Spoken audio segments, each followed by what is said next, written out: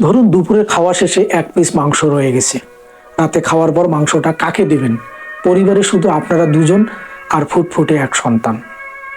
Common যে চিত্রটি আমরা দেখতে পাই, বাচ্চাকে পুরো মাংসটা দিয়ে দেওয়া হয় আর বাবা মা দুজনে ড্যাব ড্যাব করে তাকিয়ে থাকে। সন্তানের খাওয়া দেখে তাদের মনটা ভরে যায়। আহা, কি শান্তি! আসলে যা করা দরকার ছিল, রাতে তিনজনেই একসাথে খেতে বসুন, তার সামনেই মাংসটা সমান 3 ভাগে ভাগ করুন আর তিনজনে 3 টুকরো খেয়ে নিন। বিশ্বাস করুন, বাচ্চাকে আস্ত মাংসটা খাওয়ানোর কোনো ফায়দা নেই। আপনার এই ভুলের কারণে তার ব্রেনে একটা ভুল মেসেজ আজীবনের জন্য সেট হয়ে যাচ্ছে। অথচ মাংসের টুকরোটা ভাগ করে খাওয়া তাকে শেখাবে কিভাবে অল্প জিনিসও সবার সাথে ভাগ করে খেতে হয়।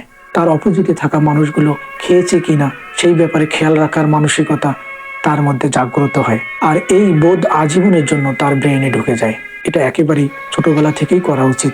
বাচ্চা তার বয়স অনুযায়ী কতটুকু বোঝার ঠিকই বুঝবে। শিশুরা তাদের মতো করে সবকিছুই বুঝে নেয়। টিক্সটা কাজে লাগালেই দেখবেন, তাকে কিছু খেতে দিলে খাওয়ার আগে সে দেখবে বাবা মায়ের ভাগটা আছে কিনা।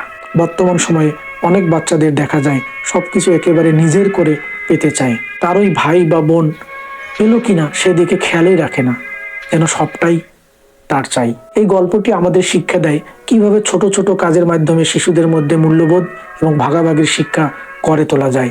এটি পরবর্তীতে তাদেরকে জীবনের সঠিক দৃষ্টিভঙ্গি গড়ে তুলতে এবং অন্যদের প্রতি সহানুভূতিশীল হতে সাহায্য করে।